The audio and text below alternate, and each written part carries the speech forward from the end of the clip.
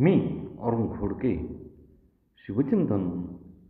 इसवी सन 1659मध्ये शिवाजी महाराजांनी दाभोळ जिंकल्यानंतर यशवंतराव पळून सुर्यांच्या आश्रयास गेला.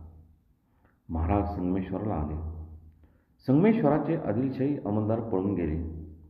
महाराजांनी तानाजी मालुसरे व पिलाजी निळकंठ यांना संगमेश्वरात ठेवले. इथून संगमेश्वर जवळच होते. ते राजापुरास आले. हे पाहून सूर्याव व यशवंतराव यांनी संगमेश्वरावर रात्री हल्ला केला, पण पराक्रमी तानाजींना हल्ला परतवून लावला.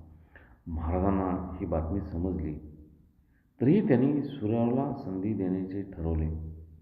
त्यांनी सूर्यावला आपल्या सहकार्य करण्यासाठी पालवण येथे येण्यास सांगितले, पण सूर्याव आला नाही.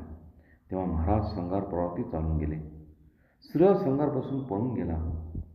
महाराजांनी श्रंगारपूर येथे दिनांक 29 एप्रिल इसवी सन 1661 रोजी हल्ला करून श्रंगारपूर काबीज केले.